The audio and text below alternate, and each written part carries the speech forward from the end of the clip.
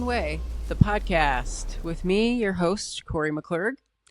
Hello, everyone. Welcome back to the Get Out of Your Own Way podcast. I'm Kori McClurg, your host and author of Get Out of Your Own Way.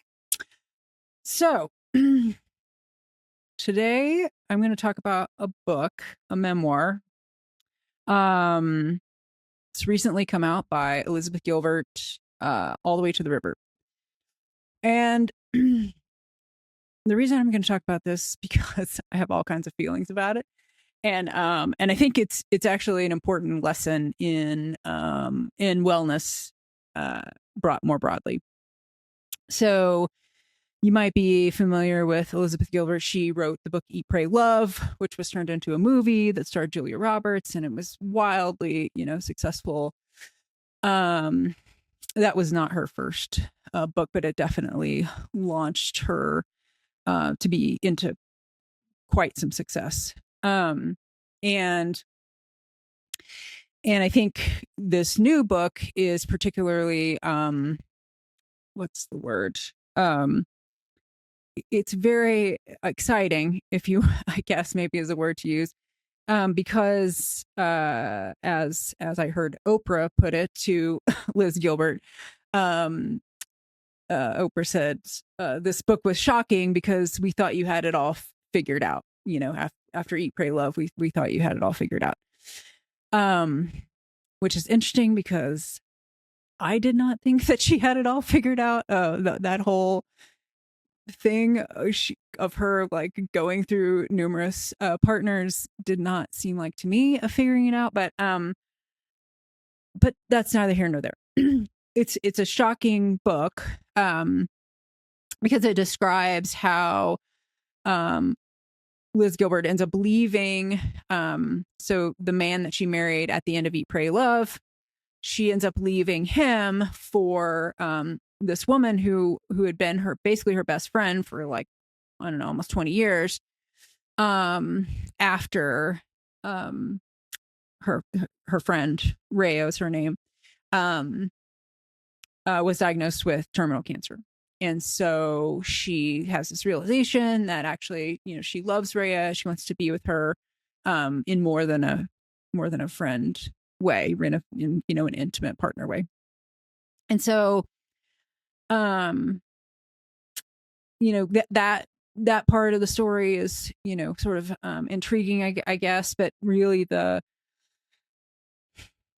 I think why the book is getting so much attention is that what happens over the course of the last few months of Rhea's life, in that Rhea has a huge relapse. She was a former hardcore drug addict, and she'd been sober for a long time, like 20 years. And then she has this massive relapse here, kind of in the face of her impending death.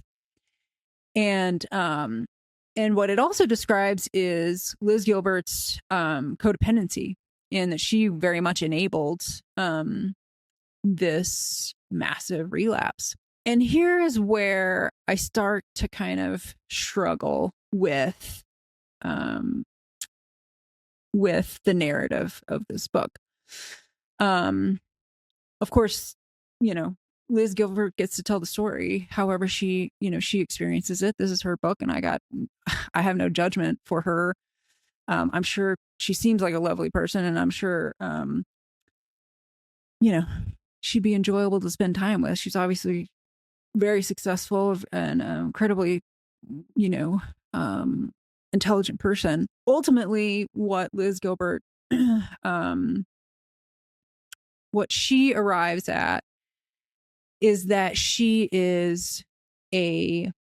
that this codependent behavior was created because she is a sex and love addict, and that she essentially has had to work at combating that addiction. And so she literally goes to 12-step meetings to try to combat that addiction. If people want to use that word, that's their business. I'm not here to tell them not to. But I do kind of feel like it's a dangerous message, kind of more broadly, that this narrative that, she is somehow dysfunctional, well, certainly dysfunctional, but that she is defective, right? And that the only way to restore sanity to her life is to admit that she is defective, and that what's required is to combat the symptoms of the addiction. Now, she does mention a couple of times that she's endured some trauma and that there is, undoubtedly some wounding, but that she refuses to talk about that. Because you get the sense that she is trying to be the bigger person, or trying not to tell somebody else's story. But to me, that's it's not an objective view of what's going on. And I feel like this is, I mean, it's kind of ironic. This is a huge part of codependency. When you can't just call a spade and like state a fact that, this happened to me, and we know, right? We actually have data. We know that when these things happen to a person, these kinds of things at, various ages, and we have the data to bend, the timeframes when certain things happen, that certain outcomes are likely in adulthood. And so the problem that I have with this idea that we should, that we should take on the whole baggage of that's a false narrative. The truth is that what happened to her has consequences. And it is not because she is she's dysfunctional, but that's caused by, right, things that were set in motion 50 years ago. There's nothing wrong with her. And her behavior is a natural outcome of these things that happened. And to not call out those things that happened, to me, it's a systematic issue. When we deny reality and we take on all of this responsibility that was never ours, then we perpetuate, right, this trauma-inducing system. And that is that's the definition of codependency, right? When we can't even state a fact because we think we're protecting somebody just by stating a fact. And so why is this relevant at all, right, in wellness, and why do I care? We are, I mean, for sure, no doubt, and make no mistake, we're responsible for ourselves. We're the ones who, regardless of how the pile of crap got on us, it's there, right? And part of our responsibility is to parse through it and to say, yeah, this part's mine, this part's not mine. A lot of the stuff that we carry are ideas and narratives from other people that we can choose not to believe. So, and this, of course, relates to how we eat and our food and the things that we just believe about ourselves. So this is core to your ongoing wellness.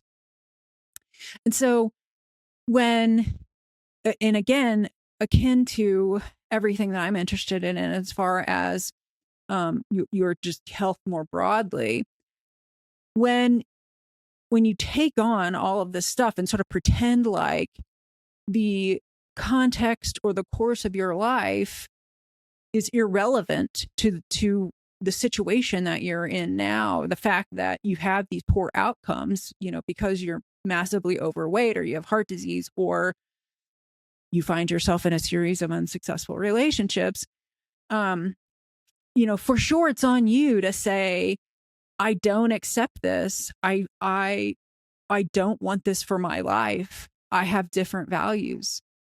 However, it also, to me, the way you seek lasting change is to go back and figure out, to understand the nature of the wound, right? And to heal the wound. The wounding is what's causing you to try to pour all this external crap into the wound to try to heal it.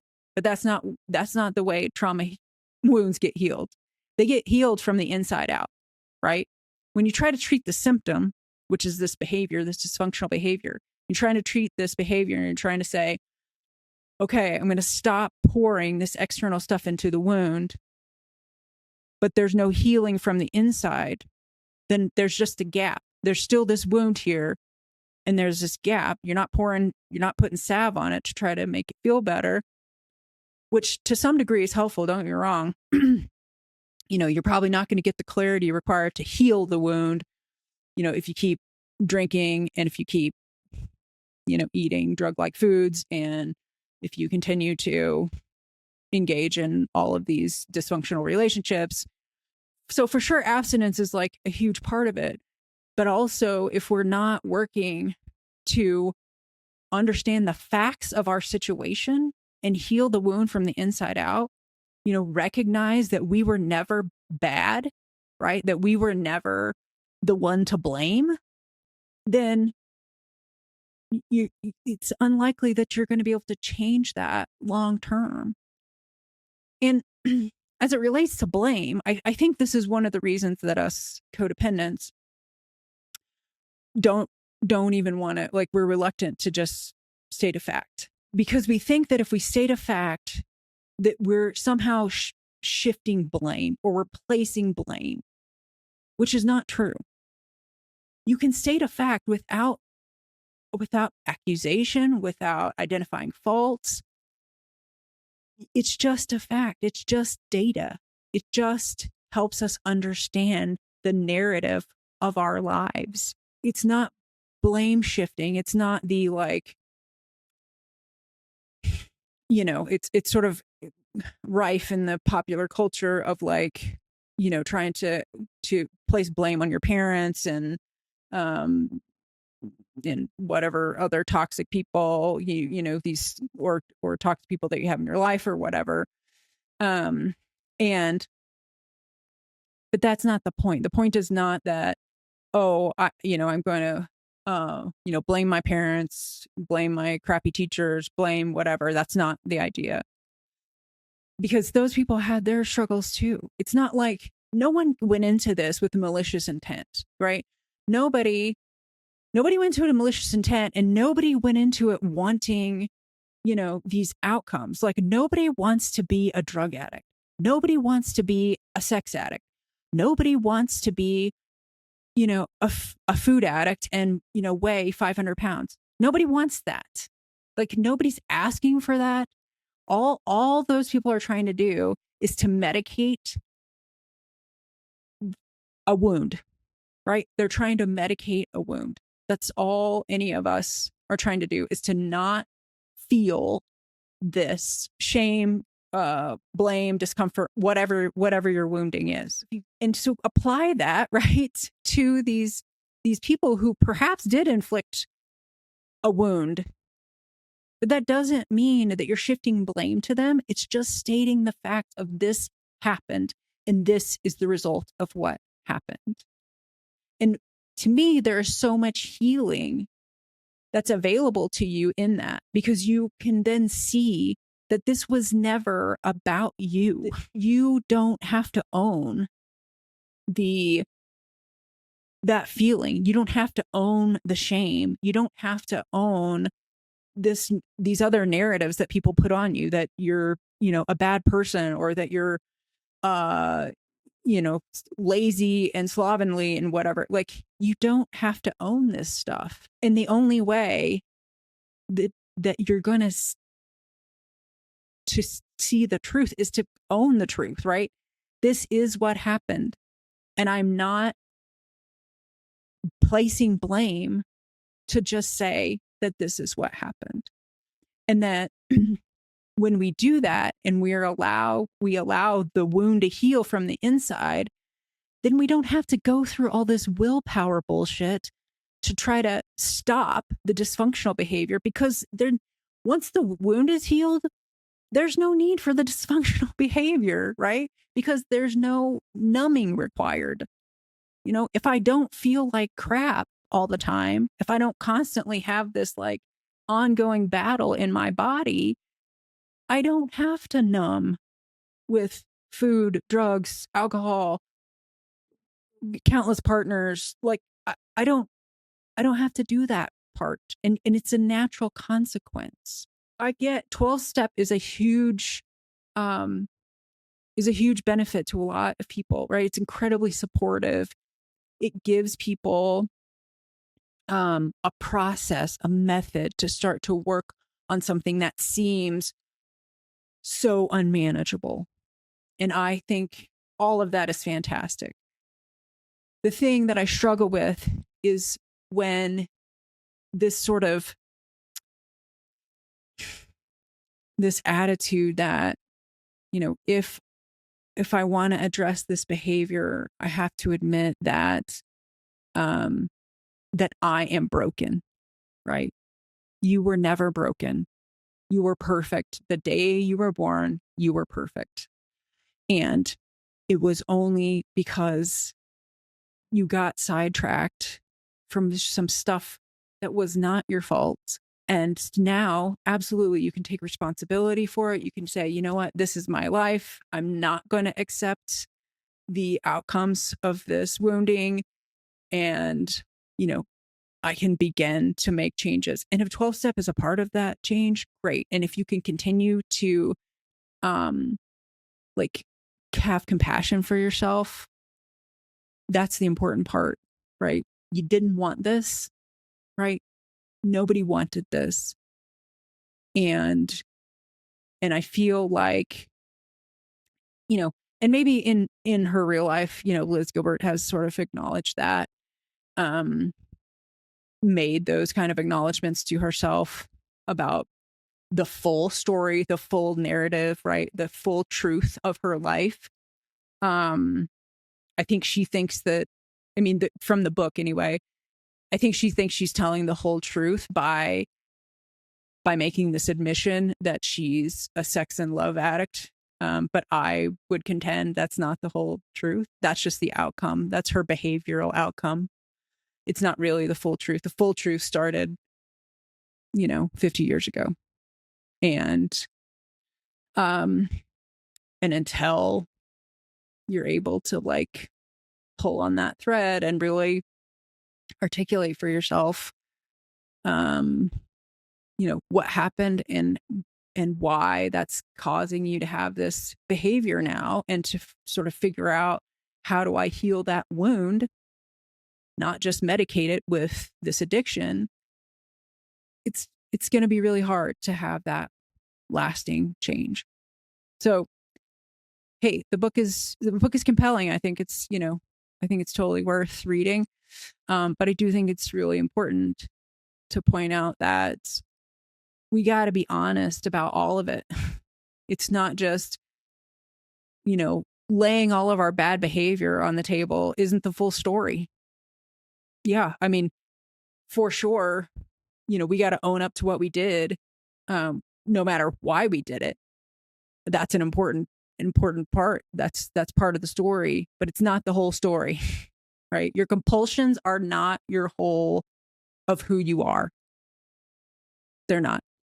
So just get really honest about what happened, have compassion for yourself, and say, you know what, I'm not going to let this define my life anymore, right? Because when we just keep reacting and acting out, well, then we're certainly not taking responsibility for it. Yeah. So again, it really just comes back to like having compassion for ourselves, like, hey, we didn't ask for this. And as I'm going to point out, I got this cool new sweatshirt that says "Make empathy cool again." So let's make it cool for ourselves too. Get real. That's how you have empathy, is to get real. Tell the whole truth. No more secrets, at least not to yourself. So, all right, gang. Be good to yourself, be good to each other, and I'll see you next time.